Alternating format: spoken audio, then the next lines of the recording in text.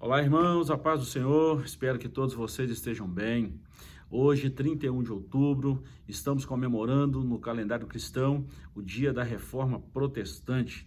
São 505 anos de muita história, de um conteúdo extraordinário que vale a pena você estudar, pesquisar, compartilhar e viver também.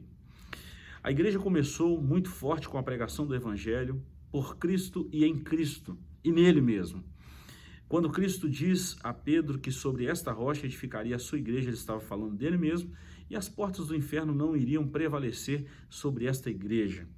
Depois desse pronunciamento de Cristo, a história segue e nós vemos que Cristo foi morto, ressuscitou ao terceiro dia, ainda permaneceu na terra durante 40 dias e ele dá uma ordem aos seus discípulos: ficai em Jerusalém até que do alto sejais revestidos de poder.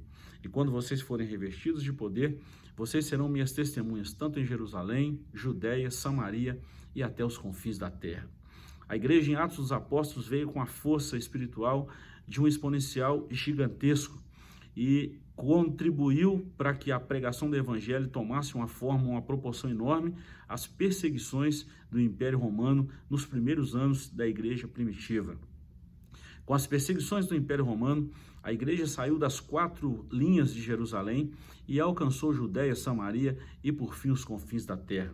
Em Atos capítulo 9, nós vemos a conversão de Paulo, ou o Saulo de Tarso, que foi um dos nomes grandes do Novo Testamento, claro que muito abaixo de Jesus, mas foi um homem muito usado por Deus, pelo Espírito Santo, para pregar o evangelho fora de Jerusalém. O evangelho chega aos gentios e toma uma forma, a igreja toma uma forma em número, de uma forma muito grande, e somam-se à igreja, tanto em Jerusalém como em todas as outras partes, um grande número de gentios que conhecem a palavra de Deus. Com a perseguição do império, o evangelho chegou às partes mais longe. O evangelho chegou a Roma, o evangelho chegou à parte da Gaia, à parte da Galácia, em Filipos, Colosso. Em todo o Império Romano, o evangelho foi difundido, pregado, e houve muitas formações de novas igrejas em todo o Império Romano. Pois bem, entram-se imperadores, saem imperadores, e no ano 313 Constantino sobe ao poder, e mais tarde, 10 anos depois, no ano 323, ele então baixa um decreto que acabaria com as perseguições aos cristãos. Então ele decreta essa ordem e todo o Estado passa a ser cristão, virou um status, não é? O Estado ser cristão. E muitos então se converteram, passaram a integrar a igreja, e desse ano 323 até mais ou menos o ano de 1450, daí para frente, segundo a história da igreja, a linha do tempo da história da igreja, somente em 1517, um pouquinho antes, né, quando Martinho Lutero nasce, mas em 1517, no dia 31 de outubro, uma data como hoje, ele fixa as 95 teses na porta da Catedral de Wittenberg, na Alemanha. Isso trouxe um movimento muito grande, isso trouxe uma revolução no mundo evangélico, no mundo cristão, né, assim podemos dizer, e a igreja foi confrontada, pelo menos em 3 princípios, em 3 pontos, em 3 marcos, que eu quero citar rapidinho aqui para vocês.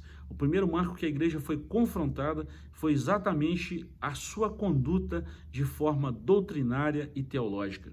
A igreja havia se distanciado há muito tempo, a igreja havia se desviado há muito tempo da doutrina bíblica sadia, ortodoxa e simples. Também repito que da mesma forma, a igreja de forma teológica havia se desviado totalmente. Então o primeiro marco que a reforma protestante veio corrigir é exatamente a questão doutrinária e teológica. A igreja havia se descarrilhado, saído dos trilhos. Então, com a reforma protestante, isso voltou com que a igreja caminhasse nos trilhos da palavra de Deus e de uma teologia pura, simples e ortodoxa.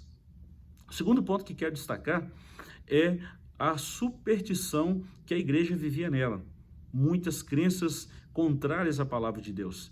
Então, com o renascimento da Bíblia, com o renascimento da pregação genuína da palavra de Deus, essas superstições, aos poucos, elas foram se desmistificando e volta-se à pregação genuína da palavra de Deus. Um outro marco histórico da reforma protestante.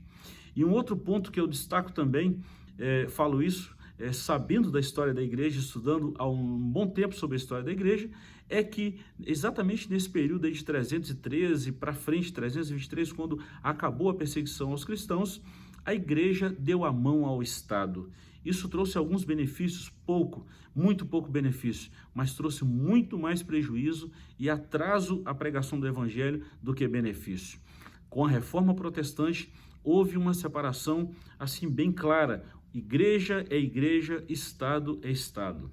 Oxalá que hoje pudéssemos fazer da mesma forma e pensar da mesma forma e agir também da mesma forma. E para finalizar, a reforma protestante, ou com a reforma, isso trouxe muito benefício para toda a sociedade.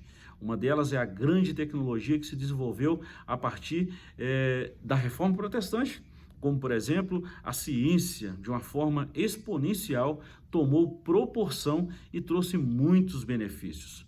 Mas o maior de todos os benefícios foi a volta da igreja para a palavra de Deus. Tanto é que uma das 5 solas em que nós vemos na reforma, sola escritura, ou somente a escritura, só a palavra de Deus. Foi quando Martinho Lutero leu em Romanos que o justo viverá pela fé, que ele redescobre que só a palavra de Deus tem o poder de transformar, libertar e preparar esse homem para ir morar no céu.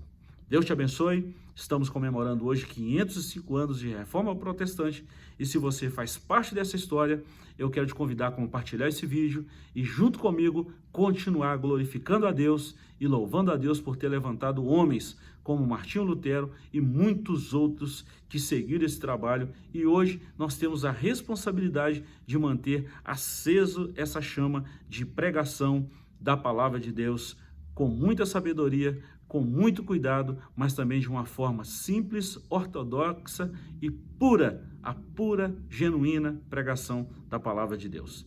Deus te abençoe, Deus te guarde, fica aqui o meu forte abraço a toda a comunidade que faz parte da comunidade cristã, todos os que estão espalhados por todo mundo, receba o nosso abraço fraternal. Deus te abençoe e até mais.